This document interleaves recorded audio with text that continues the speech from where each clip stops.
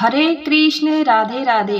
भक्तों, आप सभी का स्वागत है आपके अपने चैनल पर संदीप भक्ति ज्ञान गंगा में।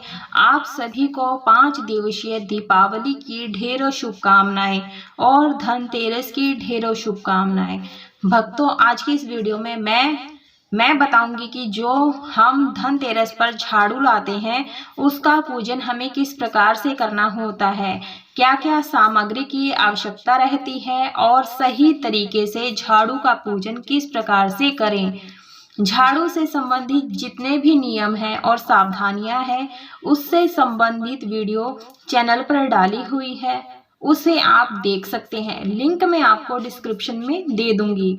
भक्तों, हमारे हिंदू धर्म में झाड़ू को माँ लक्ष्मी का स्वरूप माना जाता है। झाड़ू हमें कृष्ण पक्ष में खरीदना चाहिए और दिनों के हिसाब से देखें तो मंगलवार, शनिवार, रविवार और अमावस्या के दिन हम झाड़ू खरीद सकते हैं।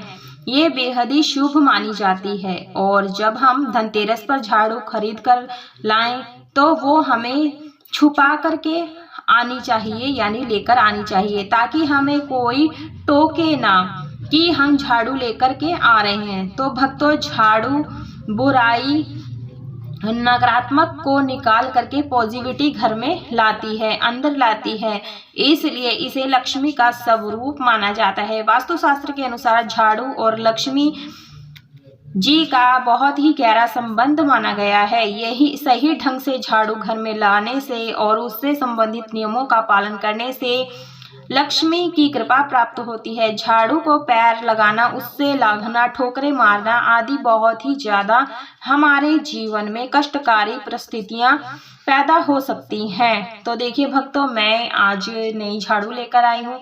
आप ये झाड़ू का पूजन चौकी पर भी कर सकते हैं या फिर रंगोली बना करके उसके ऊपर भी रख सकते हैं। तो देखिए, इस प्रकार से आप नेचुरल झाड़ू लेकर आए, प्लास्टिक की झाड़ू आप घर में ना लेकर आए। तो भक्तों, मैं ये पूजन छत पर कर रही हूँ। आप ये पूजन घर के मंदिर में या फिर घर में कहीं भी कर सकते हैं। तो इस प्रकार से हमें पूजन करना है और ये जो पूजन है उत्तर दिशा की ओर मुख करके करना है। जल गंगा जल से हम यहाँ शुद्धिकरण कर लेंगे। भक्तों, रोगों को दूर करने वाली शीतला माता के हाथों में भी झाड़ू है, इसलिए झाड़ू के महत्व को समझते हुए झाड़ू के कुछ नियमों का पालन जरूर से करना चाहिए।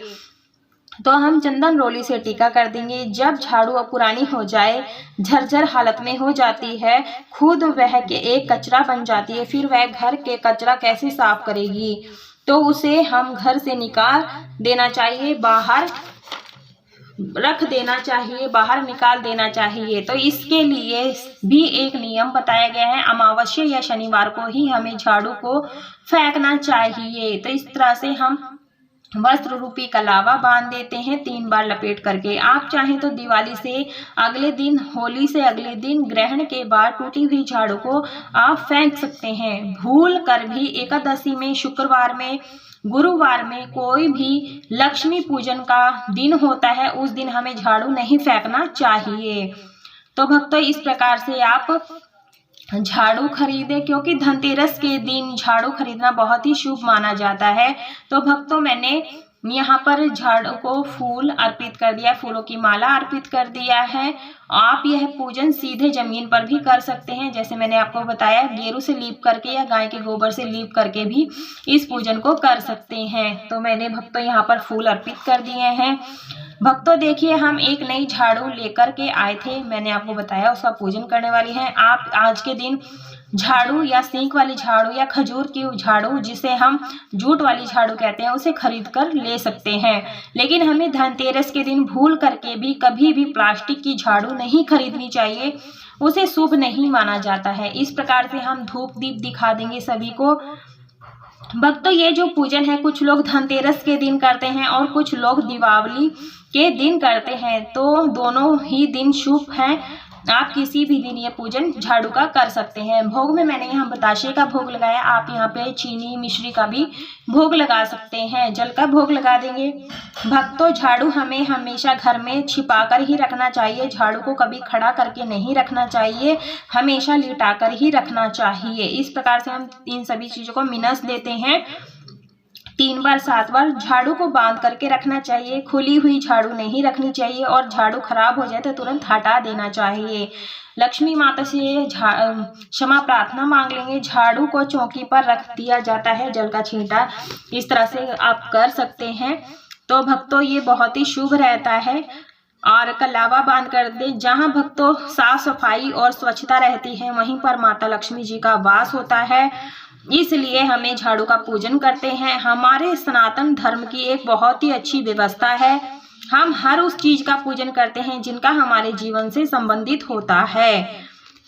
तो इस प्रकार से हमें भक्तों झाड़ू का पूजन करना है धनतेरस के दिन या फिर दिवाली के दिन। यदि आप धनतेरस की पूजा करते हैं तो आप धनतेरस के दिन पास में ही झाड़ू का पूजन कर सकते हैं।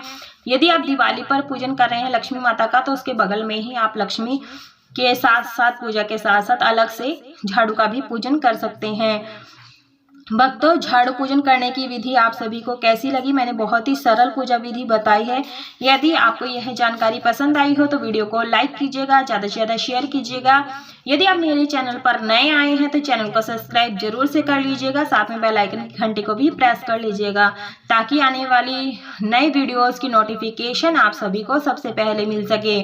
तो कमेंट बॉक्स में लक्ष्मी मैया की जय अवश्य रूप से लिखिएगा। पूरा वीडियो देखने के लिए आप सभी को राधे राधे भक्तों।